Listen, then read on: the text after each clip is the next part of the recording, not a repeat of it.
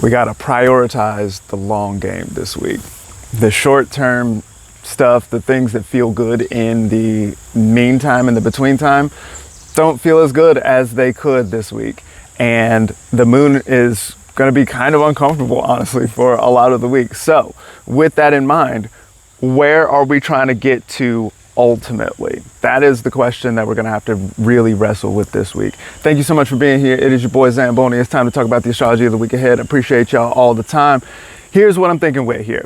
So whenever we think about pleasure and things that feel good, especially in the short term, like things that move kind of quickly, stuff that tastes good, things that feel good on your skin, all of that sort of stuff, we tend to be thinking about Venus with that. Now, Venus this week is in Virgo. Venus in Virgo is known for being Venus is in fall in this position, and so has a little bit of trouble getting to the things that we typically tend to enjoy about Venus. And Venus in Virgo is very good at noticing flaws, very good at noticing where the problems are in the situation. This is also Venus on the South Node. So the South Node is going to drain. It wants to do less of whatever it touches. And so we're draining out the Venus things, draining out the cooperation, the harmony, the togetherness, the pleasures, the sensory delights of the world, these kinds of things. Those look like they are drained out this week. And so there's something here that is a little bit uncomfortable or difficult that looks like it just wants to come through all week. There's a certain sense of like, you do the thing that normally makes you feel good and it doesn't bring you the kind of pleasure that you had hoped for. That kind of thing looks like it wants to be really strong this week. And at the same time, the moon this week is hanging out with Saturn basically all week. Either we've got the moon in Capricorn, a Saturn sign, or the moon in Aquarius, another Saturn sign, or in Pisces, which is ruled by Jupiter. So we've got a nice mutual reception there. Moon in a Jupiter sign, Jupiter in the moon sign. Love to see that kind of interaction. But in Pisces alongside Saturn. So the Saturn stuff is going to come through in a really big way this week. So Saturn is the slow planet. Saturn is the one that takes a really long time to go around the zodiac. Saturn cares a lot about maturity and age and elders, discipline, all of that kind of thing, right? So there's something here that looks like it really cares a lot about the long game. How are we going to, even if things don't feel good in the meantime and the between time, we still have to get up and be consistent about it. Do something, handle your business on a regular basis. Definitely Venus in Virgo is going to support handling business. Venus in Virgo is very good at getting shit done. And especially, we've also got this Mars in Scorpio here. Mars in Scorpio is going to be maybe a little bit aggressive about things, but very effective as well, right? So what we're not seeing this week is comfort. What we are seeing instead is an ability to do the damn thing any damn way, right? It doesn't necessarily feel good, but sometimes you got to get through those moments of it not feeling good in order to get to your long-term plan. And we can notice that Saturn is making this great trine to Jupiter in Cancer, right? Saturn is in Pisces, a sign that is ruled by Jupiter. Let's remember that Jupiter is the greater benefic. Jupiter is the one that wants to bring joy and togetherness and harmony, or that Jupiter wants to bring wisdom and, Jupiter is the greater benefic, so there tends to be like wisdom or something. Like this is as opposed to Venus, which is the lesser benefic, so there tends to be the things that like feel good in the moment, but they're kind of fleeting, and those things are getting drained by Venus and Virgo on the South Node right now. The greater benefic, Jupiter, tends to be those things that are sort of wider reaching, a sense of like community togetherness and wisdom, the wisdom of doing the right thing or moral superiority or something like that, like taking the high road and feeling good about yourself. One of the things that pretty soon on ZamboniFunk.com, you will be able to find a course on spirituality and how to think with where we are in this moment, in this like post-religious moment where the traditional religions don't make the same kind of sense that they used to, and how we can move forward in spirituality in the world without compromising our sense of who we are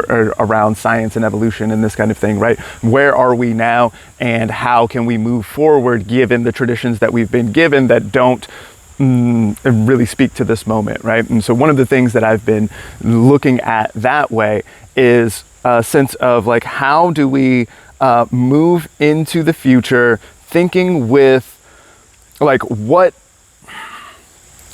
so if there's not some kind of like deity like shaming you into doing a good job in the world, then why do good things at all? Well, one of the things that matters the most is how you feel about yourself when you're by yourself, right?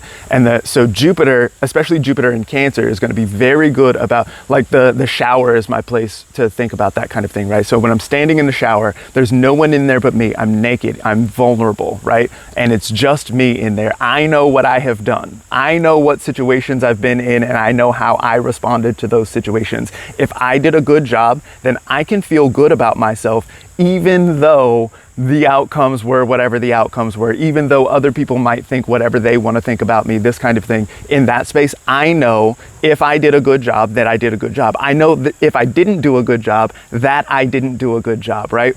This looks like that kind of place where we can get into what really matters. And even if it's uncomfortable, even if there are trying circumstances and situations that don't feel good, then how do we still navigate with clarity and with an eye toward what really matters? Now, this does look like it wants to get a little legalistic this week. You know, Venus in Virgo is going to be very good at noticing the flaws and things, and this is going to be probably good for navigating contracts and stuff like that. We can also notice that Mercury is in Libra right now and making a square to that Jupiter in Cancer. This is actually a pretty good position for Mercury to be in. This is going to be, I like Mercury in an air sign. Mercury is the communicator planet, right? And so air signs are going to be very good with language and words, and with especially Libra, the sign of the scale, sort of like navigating justice and fairness with elegance and grace is how Mercury is going to be able to operate in that place. And then under a square from Jupiter, that looks like it's going to be, it's going to empower that Mercury in some kind of way. It's going to make that Mercury strong enough to do a good job working with fairness and equality and justice and all that sort of stuff, right? But because Libra is ruled by Venus, and Venus is in Virgo, looking at all the tiny details and what's wrong with all the stuff, this looks like a bit of a legalistic approach to navigating agreements and contracts and this kind of thing, right? So then, let's think about that. If the moon is in Saturn signs, thinking with the long-term future, it doesn't necessarily feel good right now, but we have to think about the future, right?